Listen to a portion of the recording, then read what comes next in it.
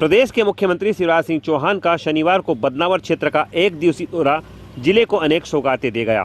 जहां कोटेश्वर में मुख्यमंत्री शिवराज सिंह चौहान ने 1587 करोड़ रुपए की नर्मदा माइक्रो उद्वहन सिंचाई परियोजना का भूमि पूजन किया। वहीं 313.28 करोड़ के अन्य विकास कार्यों का लोकार्पण और भूमि पूजन भी किया है। प्रारंभ में अतिथियों द्वारा मां नर्मदा की मूर्ति का पूजन कर नर्मदा के जल से मूर्ति का अभिषेक तथा कन्या पूजन भी किया गया। इसके पूर्व मुख्यमंत्री शिवराज सिंह चौहान और ज्योतिरादित्य सिंधिया ने ग्राम कोत पहुंचकर सरदार पटेल की मूर्ति का अनावरण कार्यक्रम में हिस्सा लिया। यहां से सड़क मार्ग से कोटेश्वर मंदिर में पहुंचकर वहां पूजन अर्चन भी किया। मुख्यमंत्री शिवराज सिंह चौहान ने अपने उद्बोधन में कहा कि कोटेश्वर की पवित्र धरती पर जब मैं पिछली बार आया था तब आप लोगों ने मां नर्मदा के पानी की मांग की थी, जो हमने पूरी की। अब इस योजना का कार्य होने के पश्चात मां नर्मदा के पानी से सबसे पहले कोटेश्वर महादेव का अभिषेक किया जाएगा। उन्होंने कहा कि जो योजनाएं बंद कर दी गई थी उनमें से लगभग सारी योजनाएं पुनः चालू कर दी गई है। बदनावर क्षेत्र के जो गांव इस योजना से बच गए हैं उन्हें भी दूसरे चरण में जोड़कर नर्मदा का जल पहुंचाया जाएगा। किसानों को कभी कोई समस्या आने नहीं दूंगा, भले पैसा कहीं से भी लाना पड़े। उन्होंने कहा कि आपको मुझ पर विश्वास है तो विकास में कोई कसर नहीं छोड़ी जाएगी। इसके बाद राज्यसभा सांसद ज्योतिरादित्य सिंधिया ने संबोधित करते हुए कहा कि बदनावर क्षेत्र से उनका पुराना रिश्ता है। मंत्री श्री दत्ती गांव यहाँ के विकास एवं प्रगति में कोई कमी नहीं आने देंगे। मुख्यमंत्री श्री चौहान ने विकास तथा प्रगति की लंबी लकीर खींची है। प्रदेश के किसानों को किसान सम्मान निधि योजना के अंतर्गत लाभान्वित किया जा रहा है। नर्मदा के पानी से यहाँ के गांव पंजाब की तरह हो जाएंगे। इस माइक्रो उद्वहन परियोजना से बदनावर क्षेत्र की 50,000 हेक्टेयर भूमि सिंचित होगी। कार्यक्रम में पशुपालन, सामाजिक न्याय एवं निःशक्त जन कल्याण मंत्री प्रेम सिंह पटेल, सांसद छतर सिंह दरबार, जिला पंचायत अध्यक्ष मालती मोहन पटेल, धार विधायक नीना विक्रम वर्मा, भाजपा जिला अध्यक्ष राजीव यादव, पूर्व सांसद कृष्ण मुरारी मोघे, पूर्व विधायक खेमराज पाटीदार, पूर्व विधायक वेल सिंह भूरिया आदि उपस्थित थे।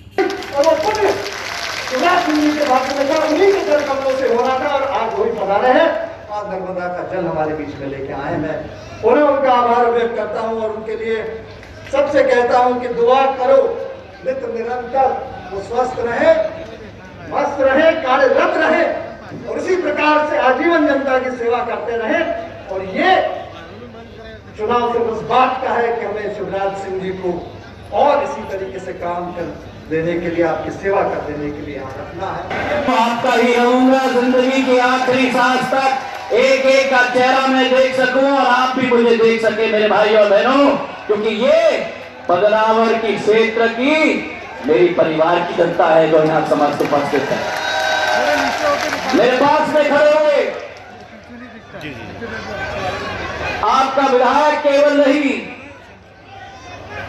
लेकिन आपके क्षेत्र का सबसे जुझारू लड़ाकू हमारा सेवक, आपका परिवार का सदस्य, आपका बेटा, आपका भाई, आपका घर का ही व्यक्ति आदरणीय राज साहब दत्ती गांव साहब। हमारा देश, हमारा प्रदेश एक भावनात्मक देश और भावनात्मक प्रदेश है।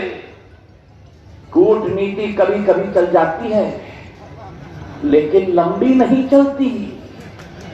हाँ, हमने भी सोचा था जब कांग्रेस की सरकार स्थापित हुई थी, आपने भरपूर आशीर्वाद इनको प्रदान किया।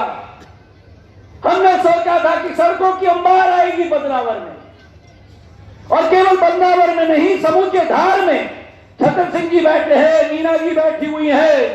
धार के साथ एक आत्मीयता का रिश्ता सदैव सिंधिया परिवार का रहा है।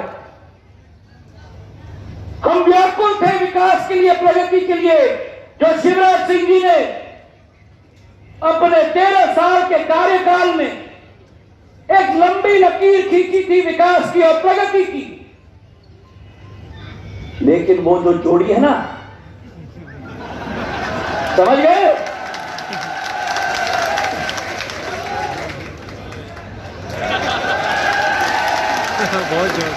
एक है छोटा भाई और दूसरा है बड़ा भाई। अभी शिवराज सिंह जी सुनाएंगे आपको। ये तो बाहर से जानते थे, मैं तो अब अंदर से जाना हूं।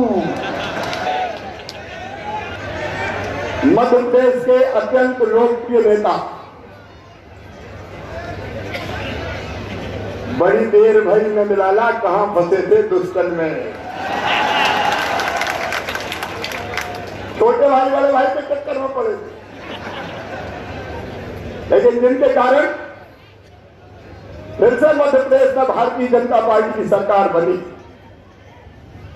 और जो वादा खिलाफी करने वाली कमलनाथ की सरकार थी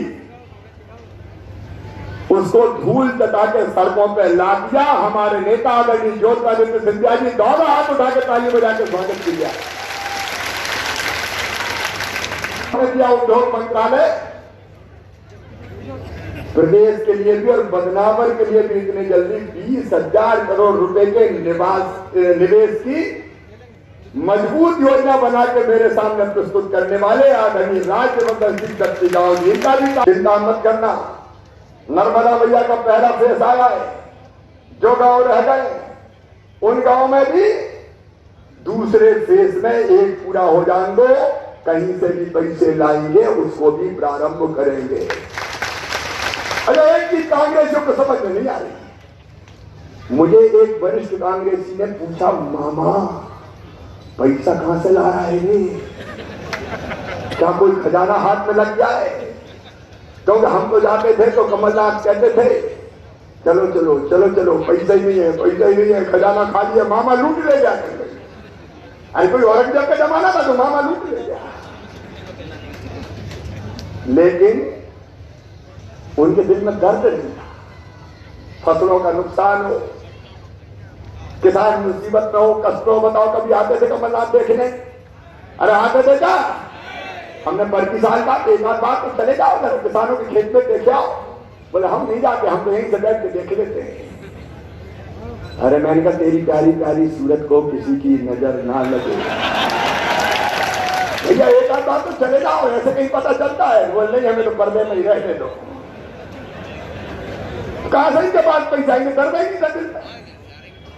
जिसके मन में तड़प होती, दर्द होता है, मुझे चाह होती मैं राह निकाल देता है। कोरोना की करती है, पैसे नहीं है साफ कह रहा हूं, लेकिन दूसरी बात भी कह रहा हूं, चाहे कर्जा लेके आऊं, चाहे कहीं से पैसा लाऊं, किसान और गरीब बहनों और भाइयों तुम्हें कमी नहीं आने दूंगा, किसी भी कीमत पर कमी नहीं आएगी। और हमने तय किया, कई गरीबों के 1 रुपये किलो गेहूं नहीं मिलता था। जब हमारे कार्यकर्ता जाते थे पार्टी के दरखास्त लेके घूमते थे 1 रुपये किलो गेहूं दे दो, 37 लाख गरीबों के नाम जुड़वा के 1 रुपया किलो गेहूं चावल देना शुरू किया है। और पार्टी का नेतृत्व बैठा, आप सबको करो, आपको करो राज्यवर्धन जो कलेक्टर का है, इधर आओ मैदान, ढूंढ ढूंढ के कभी कभी कितनों को दिया 1 रुपया किलो, नए नाम कितने जुड़े, 89,000 जुड़े। सुधारो मेरे बहन और भाइयों, रह जाओ तो चिंता मत करना, ढूंढ ढूंढ के लाएंगे, हर गरीब को 1 रुपया किलो का गेहूं खिलाएंगे, गरीब की थाली कभी रहना